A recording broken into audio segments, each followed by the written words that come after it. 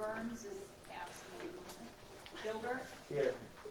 Chartrand. Here. Morahan. Here. Holzer. Here. Osborne. Here. King. Here. Dahlhaug. Here. Please stand for the invocation and pledge. As we continue down this road of uncharted territory in which there are no clear answers, please help guide us to make the best decisions for our employees, our residents, and our community as a whole. Amen. Amen. I pledge Allegiance to the flag of the United States of America and to the republic for which it stands, one nation, under God, indivisible, with liberty and justice for all.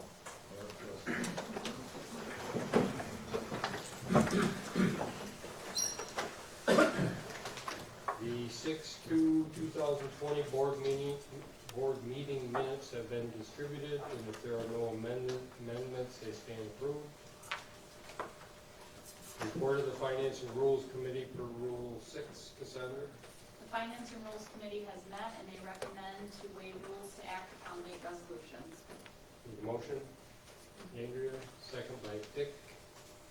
Any discussion? All in favor? Opposed? Motion carries. Privilege of the floor. Is there anyone here that would like privilege of the floor? Yes, sir. Would you come forward and state your name for the record, please?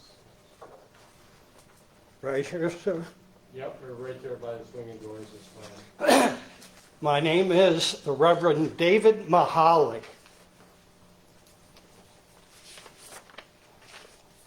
May I begin? You may begin.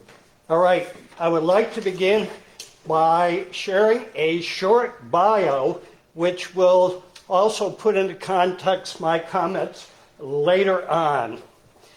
I was the rector of St. Paul's Episcopal Church, Waterloo, New York, Seneca County for 32 years. For 28 of those 32 years, I worked very closely with law enforcement, state police, uniformed and BCI, 5 county sheriffs, their undersheriffs and staff, the chief of police and his staff of Seneca Falls, the chief of police and his staff of Waterloo. I also worked very closely and consider a personal friend, the Honorable retired 3-term county court judge, Judge Dennis Bender. I first worked with Judge Bender when he was district attorney of Seneca County. 4 years ago, I was invited back for his retirement dinner. At the end of his dinner, I was approached by a BCI investigator, now retired, and he handed me this and said, on behalf of law enforcement of Seneca County, we would like to show and give you this. It is an honorary New York State Police Shield. I also am a member of the Policemen's Benevolent Association, New York State Police. My comments are as follows. The sheriff of this county refuses to wear a mask, both professionally and privately. He claims it is unconstitutional. Obviously, he is ignorant of the fact that the New York State Assembly, the New York State Senate, and the courts have upheld an executive order by the governor during this pandemic to be construed as law. To me, he has taken an oath of office and he has intentionally and deliberately violated that oath of office. Perhaps the most glaring indication of professional misconduct and arrogant dereliction of duty surrounding the New Bremen event when the sheriff said that it was public health's job to disperse unruly gatherings. That is absolutely false. The only authority given to disperse unruly gatherings our law enforcement and its members. He then went on to say in the internet that it didn't matter anyways because he wouldn't disperse the crowd. My question to you, gentlemen and ladies, is do I have the right as a private citizen to pick and choose whatever laws I choose to obey, or can I pick and choose whatever laws I choose to disobey?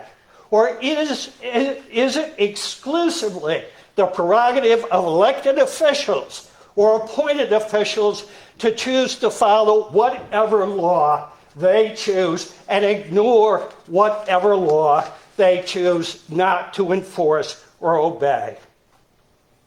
After a number of conversations, it has been shared with me that behind the scenes, the sheriff has been encouraging you, the board, to create illegal legislation to create a sanctuary county because he is opposed to the SAFE Act, something which also has been upheld in the courts. I can only say to you, as a board, that if any of you are foolish enough to create this kind of illegal legislation, there will be serious consequences. I also will share with you and remind you that the sheriff of St. Lawrence County and the sheriff of Jefferson County, when presented with these options, publicly stated they could not and would not support this kind of legislation because it's unlawful, and they will follow their oath of office and enforce the laws of New York State. A few weeks ago, you as a board were presented with evidence of financial mismanagement in the sheriff's department. I will not go into his comments, but simply share with you my feeling about how you as a board responded.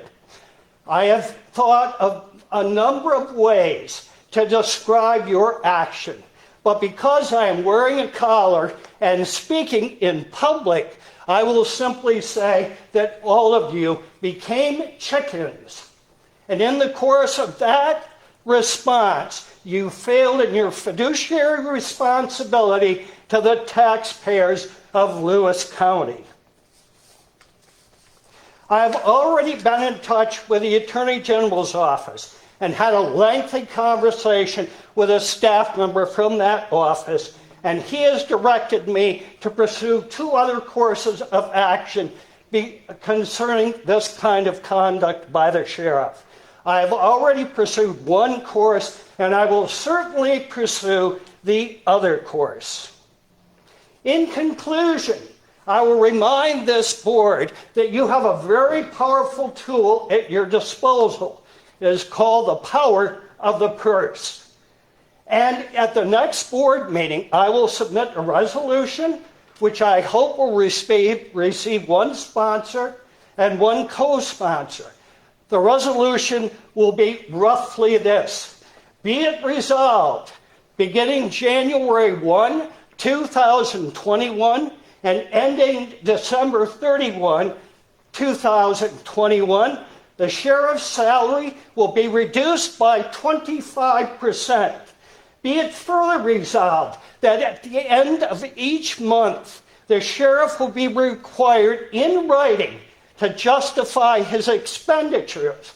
And in the event that he refuses to do so, he will find his salary reduced by 5% the following month until he complies with the board's request. In my opinion, if the sheriff cannot and will not obey his oath of office, I suggest he resign and run for governor on a full-time basis. Thank you very much for your time.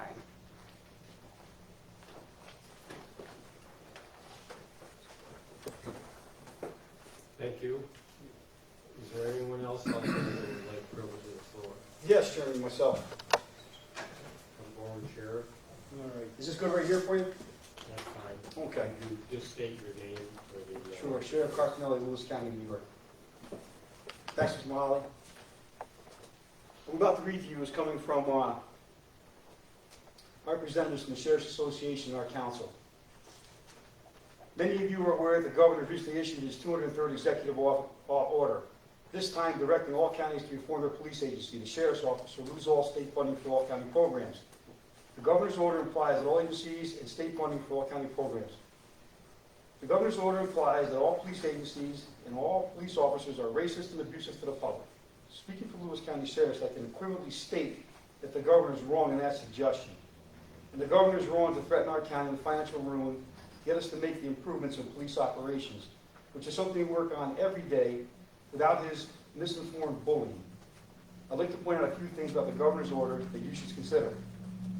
We have a constitutional form of government where laws are passed by the legislator and carried out by the executive. We do not have a one-man dictatorship. Under our Constitution, state funds are allocated to the counties by the legislature, not by the governor. The governor had no authority to issue this executive order threatening our county with loss of state aid. He had the legislative present in Albany, and at his vacuum called the same week he issued this order, and he thought it was necessary to threaten the counties. He could have asked the legislature to consider it, where perhaps there could have been some public input, discussion, and due deliberation. It is wrong the way the governor continues to implement sweeping, impactful changes in law enforcement policy without any opportunity to input from the law enforcement professionals who have to carry out these changes, or from the members of the public who have to suffer the results of those ill-considered changes, or from the members of the public. The changes. His unilateral action in issuing this executive order and refusal to slow down the stampede of ill-considered legislation passed the same week is discouraging for police professionals and detrimental to public safety. Executive Order 203 is titled a Police Reform and Reinvention Collaborative, but the governor is anything but a collaborator. Instead of calling together leaders of the police community in New York, maybe even for once being in the same room with us to discuss ideas and maybe learn what's actually going on in policing in New York, he issues an ill-informed edict from on high and expects everyone to conform to his misguided wishes. Unfortunately, there's an opportunity lost for the people of New York because the sheriffs and other police leaders in the state could have been collaborative partners with the governor and the legislator in thoughtful, measured, well-founded improvements in policing. We are now being forced to react, and we should have been invited to participate. What happened to Mr. Floyd is indefensible. The people across the nation have the right to feel angry and entitled to question their leaders about the state of policing in America. But it's the job of responsible leaders to respond to the people's understandable emotions with facts and reason. The currently oft-repeated notion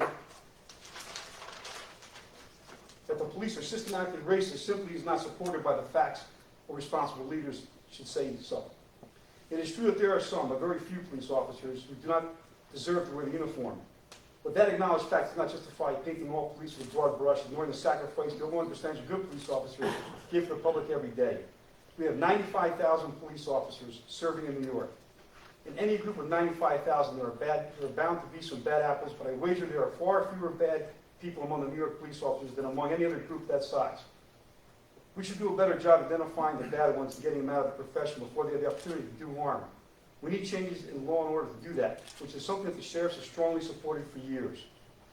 To support the governor's claim of systematic racism in policing, which he is ordering the counties to correct, the governor names 8 minority men killed by police over the past 25 years. What he fails to point out is that all 8 police shootings took place in New York City. What that might indicate is racism problem to be addressed in New York City, but it indicates nothing about our county. And even as to New York City, it does not indicate much, because what the governor fails to acknowledge is that of those 8 cases over 25 years, 3 resulted in refusal by the grand jury to indict, 3 resulted in acquittal by a jury, only 2 resulted in conviction of the officers. Every death at the hands of law enforcement is regrettable. But 2 guilty cops over a 25-year death at the hands of law enforcement period, during which there were multi-millions of contacts between police and black citizens, hardly equates to systematic racism in policing. If racism in New York policing is as evident, pervasive, and long-standing as the governor says, then we will have to ask him, where were you for the first 9 years as governor, or during your 4 years as Attorney General? We didn't hear a peep out of you about this supposed terrible state of affairs in New York policing until the current bandwagon came along and you jumped on. The very premise of Executive Order 203 is that local policing in this state is systematically racist. The notion has been debunked by serious scholars and by the facts. We expect community activists and anarchists who take advantage of them to stir up the following by appealing to emotions. We expect our government leaders to stand up to the angry crowds and recite the facts. The governor is always pontificating about following the facts and the science. How about following that rule now? The facts are on the side of law enforcement in New York. The governor obviously is not. Our sheriff's office will go through the process mandated by the governor in order to not jeopardize the county's finances. But the governor does not need to order us to examine operations and make improvements. That is what sheriffs do routinely as professional managers. Collaborating with community groups and leaders to improve the performance of my office will not be a novel experience. I do that every day. Our sheriff's office has long ago been diverse to all the policies and practices contemplated by the governor's order. If the governor had any kind of relationship with the police agency of the state of New York, he would have been aware of that.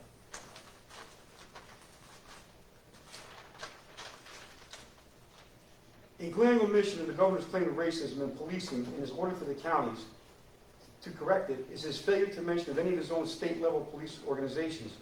We are supposed to believe that they are all perfect because he is in charge of them. He does not include them in his order because to imply that they are racist, like he implies our local police agencies are all racist, would mean that he, as the leader of the past 9.5 years, must condone their racism. The fact that are many fine officers of the state police, the SUNY police, NCOM police, forest rangers, etc. I am not accusing them of anything. My deputies work side by side with them every day. What I am doing is accusing the governor of hypocrisy for pointing a finger at us and exempting himself from the same scrutiny because he thinks he is above the scrutiny and must be obeyed. In issuing his dictate, the governor cites his duties under the Constitution. Perhaps he should have read a little further along the Constitution, where he discovered that sheriffs, too, are constitutional officers. We do not answer to the governor. We answer to the people. On behalf of the people we've been working in improving police in New York for a long time, the governor is arriving late at the table. I will continue to work to improve policing with all my citizens without respect to race. I will do it so despite not because of the governor's attempt to bully our county. I hope that someday in the near future the governor will take the time to find out about all the things that are actually going on in the sheriff's office and other local police agencies around the state. And perhaps we can work together on these important goals in an atmosphere of mutual respect. Thank you. Thank you, Sheriff. Is there anyone else that would like privilege of the floor? If not, we'll move on to presentations of petitions, communications, and notices. Thank you, Mr. Chairman. The following resolutions were received from the Adirondack Park Local Government Review Board. A resolution requesting review and change of APA policy on agency review of proposals for new telecommunications towers and other tall structures in the Adirondack Park, and a resolution recommending actions to strengthen the clean, drained, and dry aquatic invasive species spread prevention law. That's it.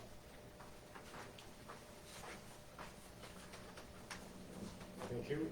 Reports of county officers and departments. Thank you, Mr. Chairman. Legislators have received copies of the Treasurer's June report, the June Highway and Solid Waste Department's audit report, minutes of the June Youth Bureau Advisory Board meeting, and the second quarter bed tax report. That's the end of the report, Mr. Chairman. Thank you.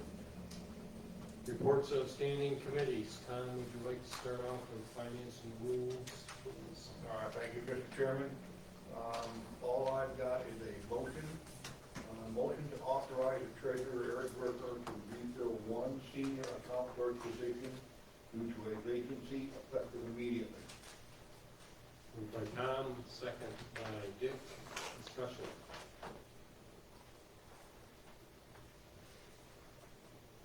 Jerry?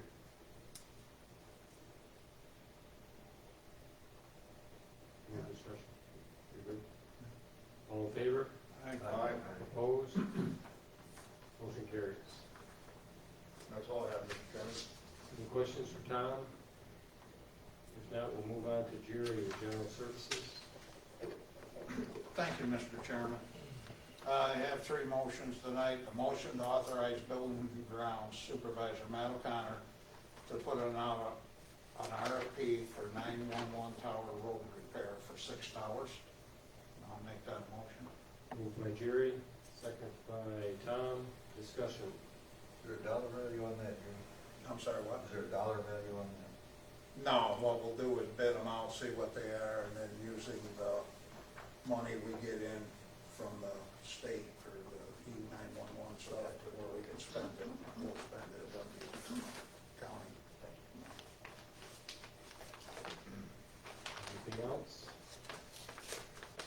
All in favor? Aye. Opposed? Carries. A motion to authorize Highway Superintendent Warren Shaw to refill one full-time MEO position due to resignation, effective immediately. Moved by Jerry, second by Andrea. Discussion. All in favor? Opposed? Motion carries. Okay, and a motion to authorize Sheriff Carpinelli to refill one part-time dispatcher position due to resignation, effective immediately. Moved by Jerry, second by Dick. Discussion. All in favor? Opposed? Motion carries. And E.F. Johnson, we have pulled the number 175, and we've given you a corrected one. Cassandra just passed out. That's all I have, Mr. Chairman. Thank you. You're good. Any questions for Jerry? Thank you, Jerry. We'll move on to Randy with Health and Human Services. Thank you, Mr. Chairman. I have nothing to report at this time. Very good. Questions for Randy, anyone? Now we'll move on to Dick, as the board's rep on the hospital board of managers. Yep, I've got a few things, but I can't read without taking that mask off, so. Okay. Employee of the month for May was Jacqueline Gamache. She's a respiratory therapist at Louis County General Hospital. Ms. Deborah Wers is our new nursing home administrator. She was introduced to the board at our last meeting.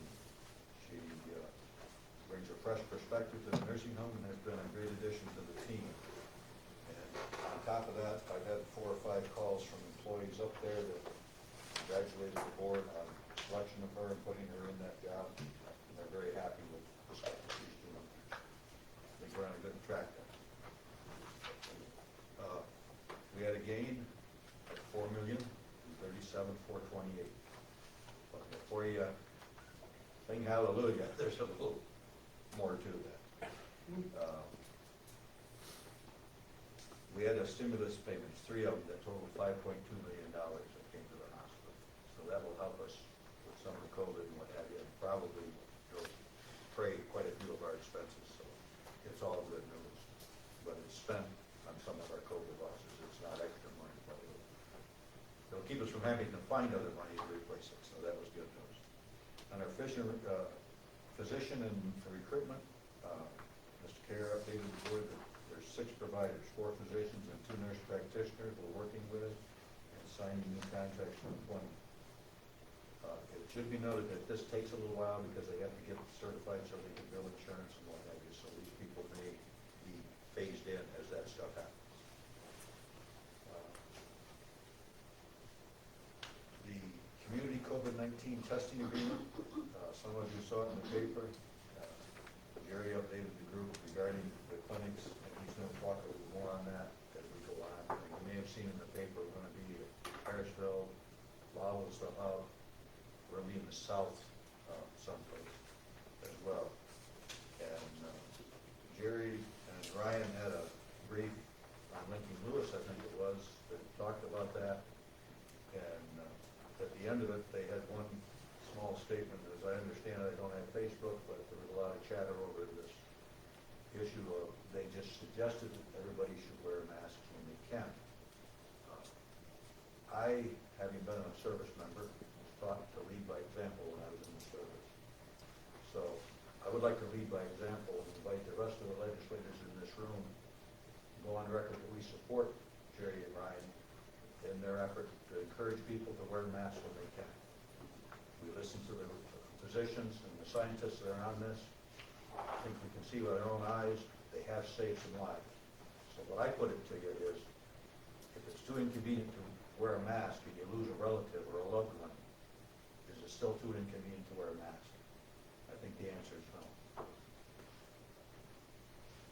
Anybody else support that? Would you like to make that a motion? I'd like to make that a motion. Do I have a second? Tom, any discussion? All in favor? Aye. Opposed? And Motion carried. one last thing on that, and I will change the topic. I happened to be at Ace True Value last Saturday morning. I had to buy some masks. I bought 50 of them in a box. Looked around behind me, there's a young man there in his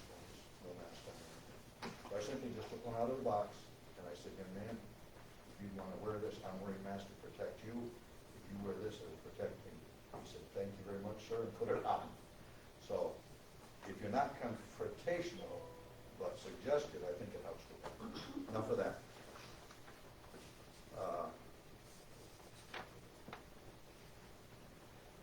Now, oh yeah, okay. Under the clinics, Dr. Harney is going to be involved with that, along with Dr. Lewinberg, family practitioner at South Louis, has agreed to be a teaching physician. And that goes to, we're going to be partnering with Paxton St. Luke's Family Residency. And what this does, it brings some doctors who are in their residency from that organization into Lewis County. Gives them a chance to see what the county's like, what the individuals are like, what the hospital's like. Gives us a chance to show them maybe this is better than being in a big city to live and stuff. So that's a positive. And I think with that, that's it. Thank you very much. Thank you, Dick. The hospital CEO, Jerry Kay, is with us. Would you have any comments? Got a couple of things. Sure, thank you.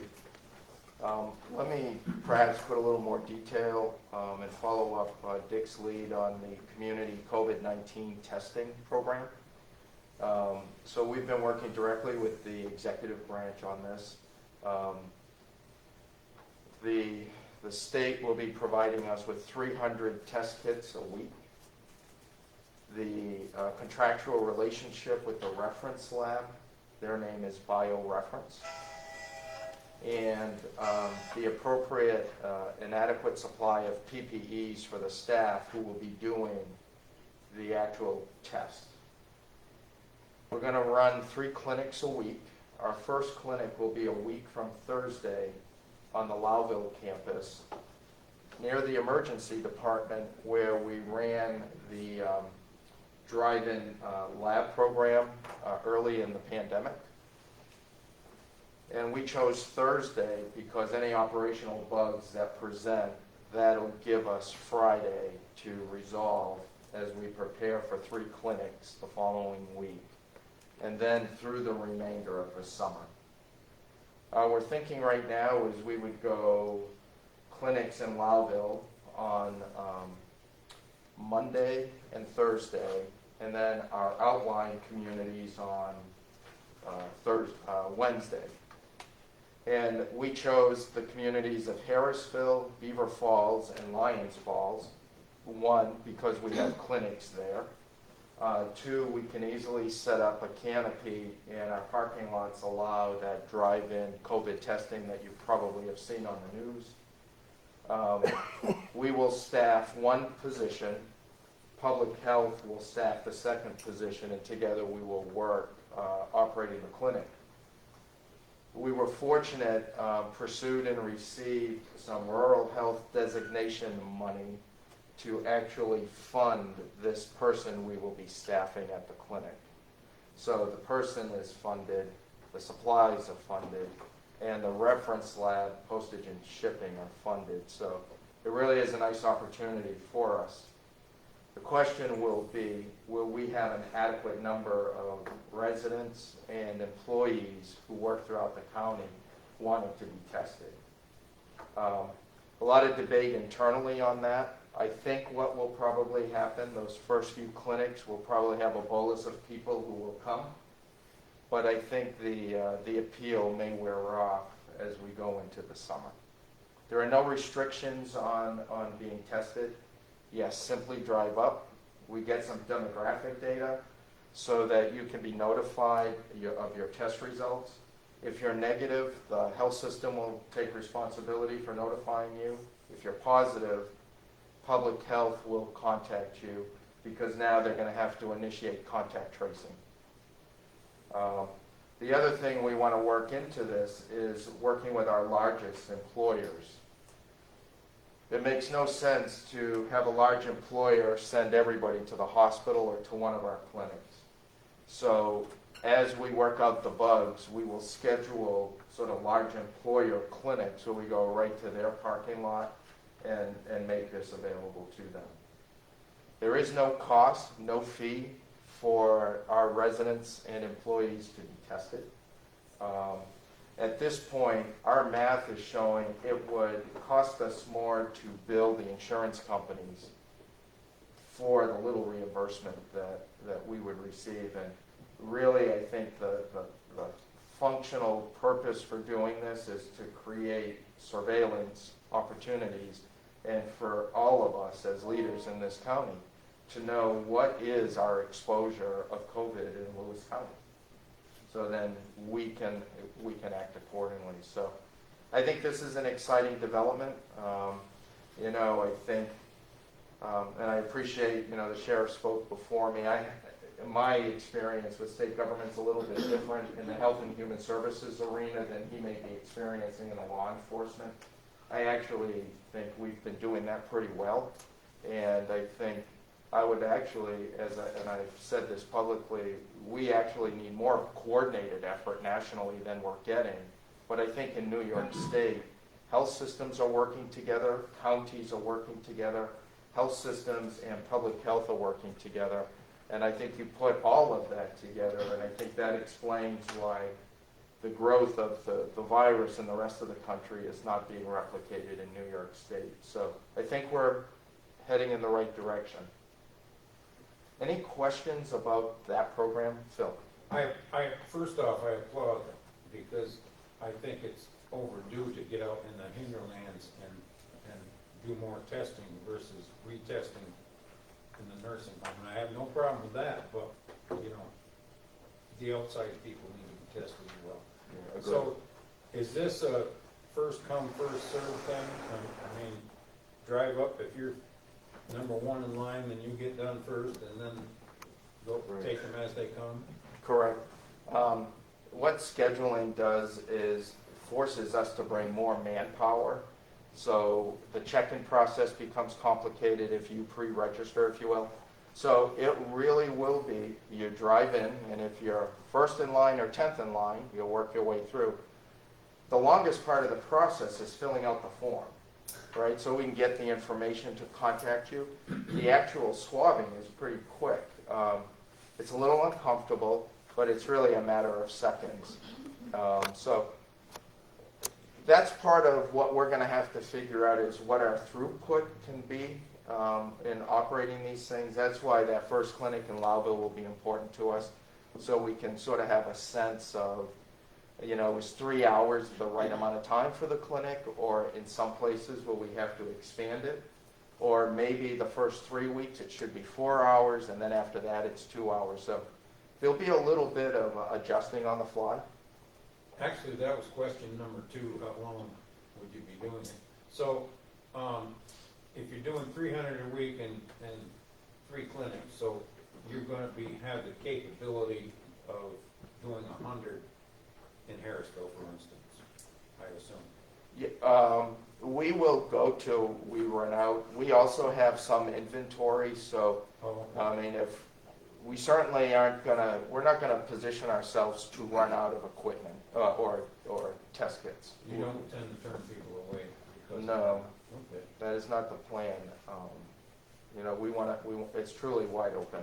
The other question we've had is what happens if someone from another county comes, so you're right next door to St. Lawrence and, Beaver River, Copenhagen's just a stone's throw away. Anybody who comes to our clinic will be tested regardless of which county they live in. The materials and the funding is coming from outside of our county. And I know when we needed people tested at other state-sponsored clinics, we encouraged them to go to Utica or to Syracuse. So, we're going to extend the same courtesy to our fellow counties. I appreciate that because, as you say, we are right next to St. Lawrence County, Right. as well as Jefferson International Bridge. So you're going to get some of those people.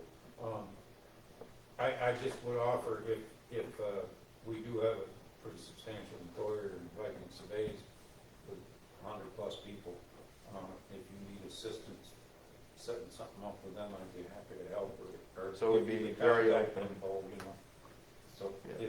like you say, it would be a whole lot easier to go down there versus sending 100 people up to the clinic. And that's I think because of our flexibility, we can adapt to those kinds of things. We won't be perhaps as rigid as, 800-bed hospital would be just by their bureaucracy. I think we'll be able to adapt to meet the needs of the community. So the goal right now is next Thursday.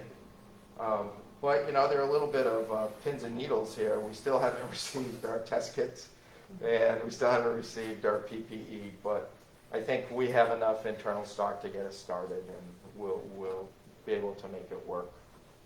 Are there any other questions on the clinic? Jerry, is Yes, this? Tom. Oh, I'm sorry. My question was kind of answered. Seasonal residents. Somebody that lives in Branningham that's from Syracuse. Okay. Okay, all right. Yeah, and actually, that probably, from a public health point of view, makes good sense, because we have folks from out of state, from some of those hot states, and from communities that have struggled more than we have. It'd be nice to know, right? The one question I haven't been able to answer is how long will it take to get the test results?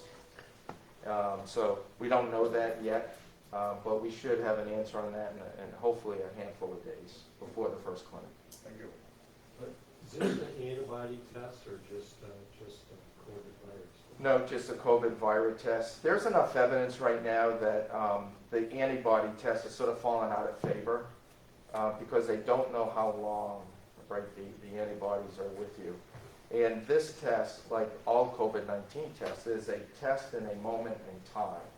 So you can test negative today, but, if in 3 days you go down to the local bar with, a lot of 20 and 30 somethings, you may test positive the next couple of days. So, it's a moment in time, and it allows us to evaluate what's happening in our county. In general, on the test results, are you talking hours or days or weeks? We're talking probably a couple of days. I would say 2 to 4 in that range. I won't hold you to that. But Jerry, there was a thing on NICEAG I read today, they said about a week, but I don't know if they know any more than. Well, it all depends on the reference lab. Yeah. So we've experienced turnaround times in as little as a day and a half, and we've been as long as 7 during the period of the pandemic. So a lot of it depends on how much volume arrives at the reference lab.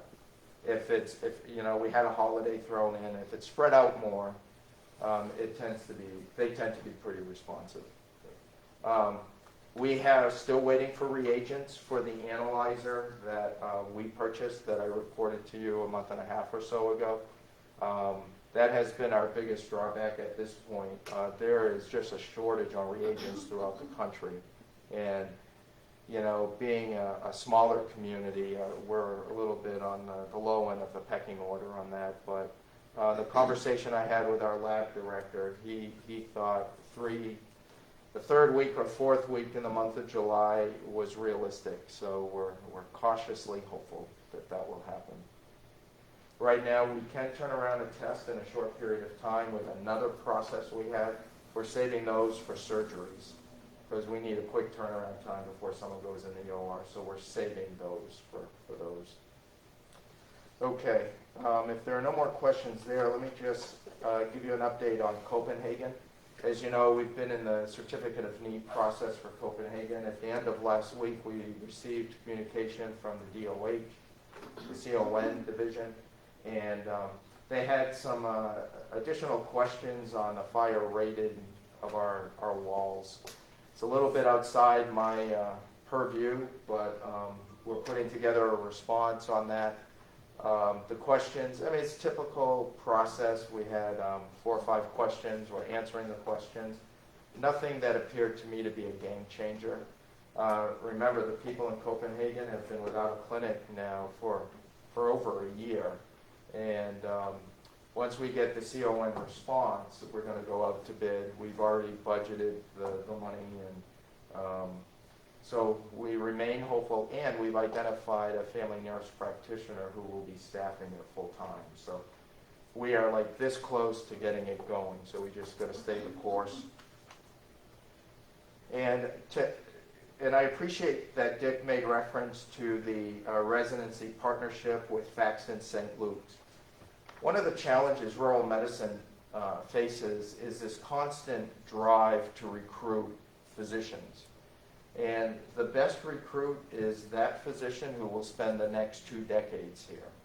And we've had some success in that arena. That's why this affiliation with Faxton St. Luke's and housing these students and having them in our community during their residency, those are the folks who will, upwards of 50% will choose rural medicine as their path forward.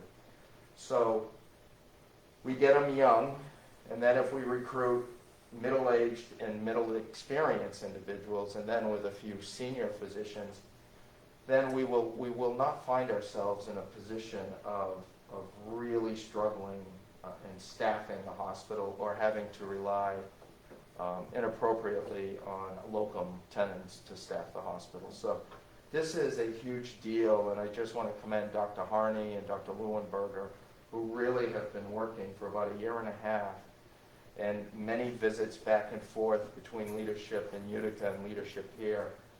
So this is significant, and my hope, our first student will be here in about 18 months. They'll go through their program, and then within the next 4 to 5 years, we'll see the fruits of this effort. That feels like a long ways away, but we can't solve tomorrow unless we plant the right seeds and nurture and develop relationships, and this is an example of that. So I just wanted to highlight that for you today. Thank you, Gary. Thank you. Gary?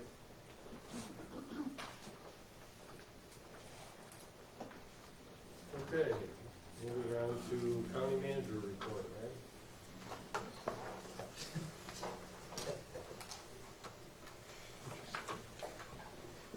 Thank you, Mr. Chairman. So, I think the biggest thing happening, Jerry touched on our testing. That's great news. Great work by Ashley and the team of public health working with the hospital as well. The second big thing that's happening is we are keeping an eye on the state budget. So, the budget director had a deadline of June 30th to announce a second round of cuts. There wasn't really a big announcement, but some folks across the state saw their checks fall a little bit short. Cities were cut 15 to 20%. Towns were not cut, but remember, towns now get their aim, aid and incentive for municipalities from us. It comes out of our sales tax. So, that we don't have a city in Lewis County, so we weren't affected, but essentially the towns were kept whole because the state's been taking it out of our portion of sales tax for the last 2 years anyway. We did get a note that our CHIPS funding could be cut up to 20%. I think it's fair to expect that it will be cut 20%. So we're trying to budget and do our projects accordingly. And then we did receive 20% cuts across the board from our Oasis mental health institutions, which you all should have received notification by email about that. So no big announcement, but we have seen the effects of the state's budget issues coming here to Lewis County as well. The other issue that we're keeping an eye on is the federal stimulus. So we have to date received very, very little money from the federal government. We've received a little bit for transportation, a little bit for Office for the Aging, but beyond that, we have not seen any substantial contribution from the federal government. I have been talking with our federal partners, our federal elected officials and staffs from their North Country representatives, and they're saying that we should expect a fourth federal stimulus bill by the end of July. And that's good, but the timing is not great because we are supposed to start budgeting by the end of July. So we're going to go into budget season with 3 big questions. That is state cuts, how much are they and where are they going to hit? Federal funds, are we going to receive any to make up for loss in sales tax and some of the other disruptions to our operations that we've dealt with through COVID? And then the third question mark is our sales tax. Luckily, and I think Eric will provide more information, but Luckily, to date, we're only $60,000 off from our 2019 total, which is remarkable considering everything. But, you know, we don't know where the rest of this year is headed, and we could easily see ourselves having another shutdown, perhaps in the fall. You know, so it's tough to say what our sales tax will be.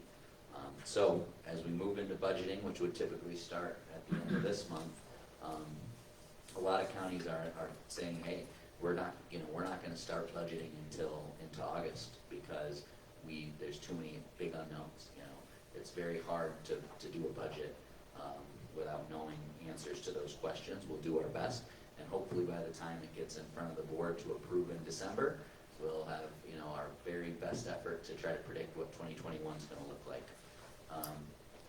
Last thing I want to mention is that I've asked our staff members, department heads, to nominate employees that went above and beyond during the COVID-19 pandemic response, and asked them to write a brief description of what the employee did, and we'll have those employees invite them to come to the next board meeting in August and recognize them by the Board of Legislators. So I think that'll be nice. Other than that, any questions? Yeah. The stimulus money you referred to initially from the feds, that's already been approved, is that coming through the state to us? Is that the holdup, I guess is the question. No, we received the funding for transportation was direct to us. I don't know, even if it went through the state of New York, we've already received it, cash in hand. And then we've already received the funding for Office for the Aging as well. But you said there was funds that we haven't gotten. Yes, and the FMAP funds, which we've been talking about all the way back before COVID, because the state was trying to mess around with our federal Medicaid administration funds. Those have been released by the state. So we won't get a check for those funds, but we will see our weekly share is usually around $99,000, $100,000.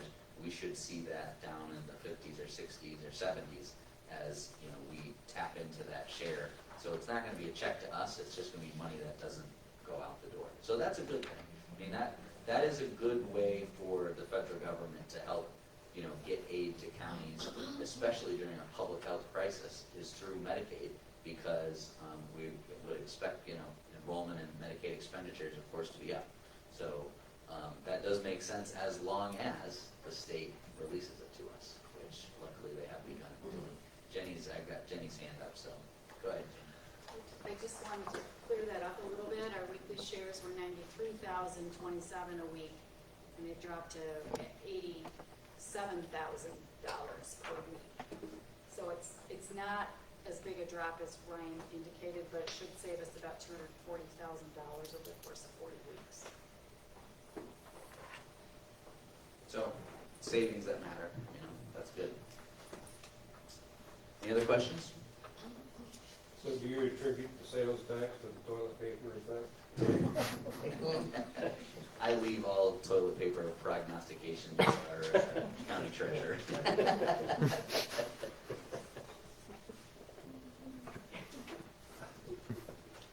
I don't know, you know what, I will say one thing on our sales tax, you know, this is the first year that we've collected internet sales tax, and thank God, because if we didn't have internet sales tax, you know, during this, especially during this time, we would have been really, you know, in trouble. So the timing actually worked out quite well that the state, you know, allowed us to start collecting that portion of our sales tax. Thank you, Ryan. County Treasurer, Eric. Thank you, and just a few highlights. I have provided you a written report and tried to change the format some to give you some just key financial information from our financial systems, and I'll do a little work next month to provide information on toilet paper sales if I can track something down. Thanks, Ryan. So as Ryan mentioned, sales tax collections really very surprising that we are hanging in there and not too far behind where we were a year ago. I can get a detailed line by line, almost business by business report from New York State. I will attempt to get that probably in about a month, as they will have full data for the first 6 months, so I'm gonna wait a few weeks and then I'll request that report. That'll help to give us a little bit more information on where the sales tax is coming from, because it definitely is surprising that, we're at the level that we are, I think, at this point in the year. Ryan did also mention the COVID-19 revenue, so I won't give you any more information on that. I would say thanks to Jenny Jones for compiling a lot of information. She reached out to departments and other agencies in Lewis County. On the right-hand side of the page is just a summary of some of our cash balances, and you can see, I would point out the general fund and also our health insurance fund. The cash balances have grown from a year ago, so that is a good sign. And then just a quick summary on mid-year expenses, and really just some highlights and some key departments I wanted to reflect. To give you every department would take up the full page, and I don't think you need to see that much information, but just some key information there. And I think I have one note at the bottom of the page that with expenses primarily, not so much payroll, but with expenses primarily, there's always fluctuations in when a bill might be paid or when an invoice is received. So if we show something under budget at this point in the year, there are times it could be just related to the timing of an invoice being received. So just take that information not as final data for 6 months. I'll do my best to answer any questions if you have any. On the sales tax collection, could you go back to the previous format versus this, where you just give us to June 30th between the 2 years? I like to see the 2 years, each individual month. I'd like to continue that process. Absolutely can, and if I don't put it in this report, Legislator Coulter, I can put it in a separate report for you. We track that, and it's. I like to track it month to month. Yep, can do. I think if anyone else has any thoughts on the format or numbers that they would like to see, Eric would probably do his best to accommodate anyway, so if you have any specific requests. I will comment one more thing, Eric. I do appreciate that mid-year expenses and showing that more information. It's very helpful. Very helpful. Thank you very much. Dick? Yeah, Larry, on the health insurance, we've got a good healthy fund balance there right now. If we could maybe have some discussions between now and our committee meeting, and then at our committee meeting, think about that. I think there's some incentives for even improving the health of our employees and stuff that we might be able to help with. I believe it was on the agenda for the upcoming committee meetings to discuss that. Okay, thank you. Anything else for Eric? Thank you. Thank you, Eric. Report of the Financial Rules Committee for Rule 7. Sandra. Thank you, Mr. Chairman. The Finance and Rules Committee reports that they have examined the claims presented for payment in the total amount of $618,566.78 and recommend that they be audited and allowed for the amounts claimed. Need a motion? Greg, second by Ron. Any discussion? All in favor? Opposed? Carries. So there seems to be support to continue passing resolutions as a slate, with the exceptions for ones that people have questions on.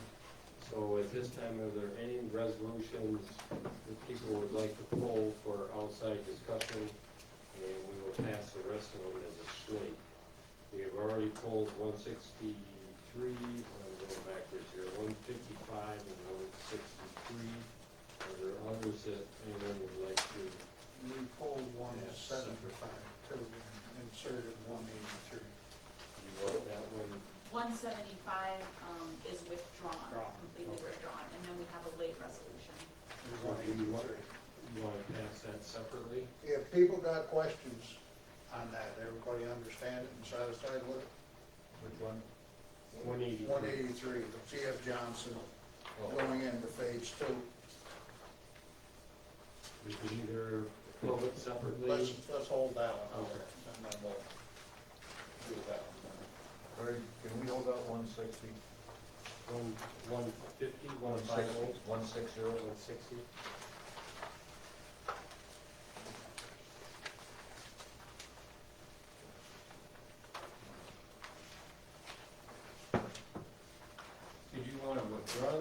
No, just Deal with it separately. Just deal with it separately.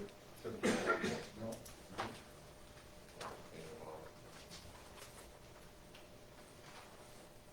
Okay, so I have 155, 160, 163, 175 is withdrawn, and 183 we'll do separate as well. You want to do that? Okay. So we're ready. We have to do the first one is separate because it's a roll call, right? Oh, I'm sorry, and 164. What about 153? Yes, the very first one we'll have to do separately because there is a roll call vote with it.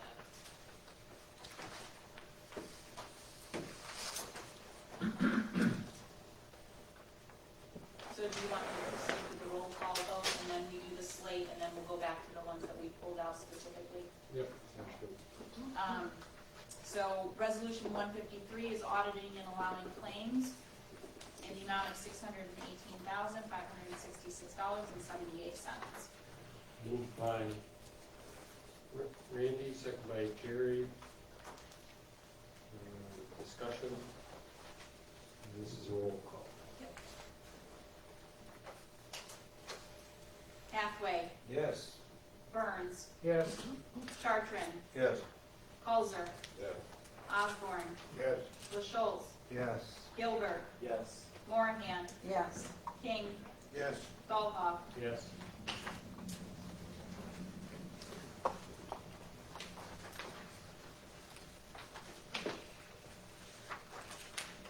So if you want to just ask for a motion for the slate of resolutions. Okay, I need a motion to pass the slate of resolutions. Ron, second by Greg. Any discussion? All in favor? Aye. Opposed? Carries, motion carries. Okay, so then the next one would be resolution number 155, resolution after hearing under local law number 10-2019, junkyard law. Moved by, I need to abstain. okay. Moved by Jerry, second by, he's gonna abstain. Don. Any discussion? Is this a roll call or? No. Okay. All in favor? Aye. Aye. Opposed? Showing the abstaining, no opposed.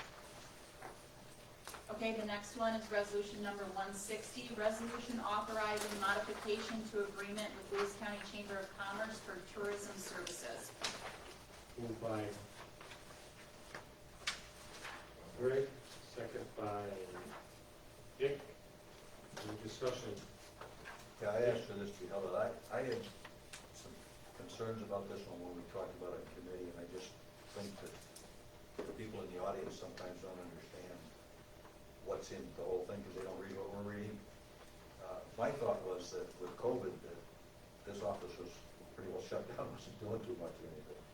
Ryan today corrected me on that and went through quite a list of things that this office did through COVID, so that's an impact on why this is needed, and I just wanted that to be understood. But separate from this, and not putting it in this, I would like to see from the first of the year till about now too, as far as, after that, they're gonna give us monthly information. So I don't wanna add it to this, I think they will do it if we just ask them to do that. So you'd like to see a summary of the January activities till, yeah, so. that they've been doing for year to date. Yeah. And, I don't understand a lot of what they do. I think it's Okay. important. Right in here, in addition, the request is for the chamber to submit bi-monthly detailed report. Going on forward, activities. but I wanted to do it. You want it for the beginning? Yeah, January to, and then we can see how the impacts before, during, and after COVID, definitely. So this, we should understand that this resolution is, supports paying them their contracted amount, but for the year, but in advance In instead advance, of, right, exactly. Yep. Thank you. there's no dollar change at all, Right. it's just the timing of when they receive the payment. Okay, any other discussion? All in favor? Aye. Opposed? Motion carries.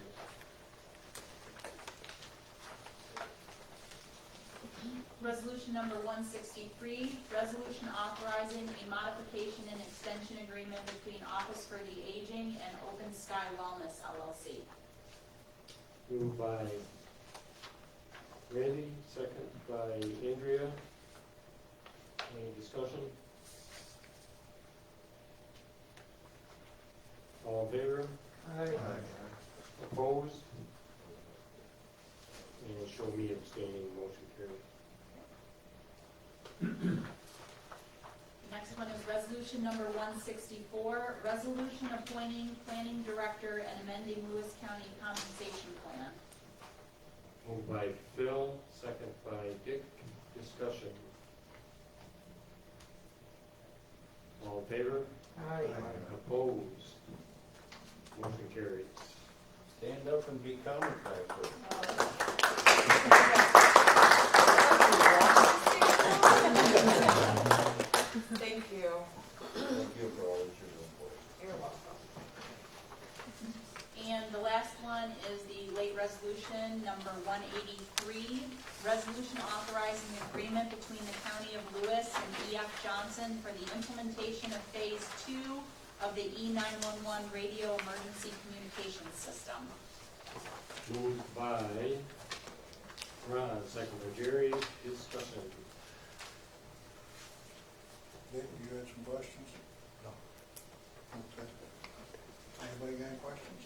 I'm glad you know about all that. Nobody got any questions? You answered it really good. You answered mine earlier. Okay. All in favor? Opposed? Motion carries. Other business, Yeah, no? Mr. Chairman, if, I would like to have an attorney-client privilege session to discuss with the board some legal matters on a particular contract that has to be finally negotiated. I need a motion to go into executive session by Ron, second by Tom. Any discussion? I will comment that when we come back out of exec We might have, session, we might have we might have something. Okay, sorry about that. You have to go home. Okay, people will tell you. all in favor of executive session? Aye.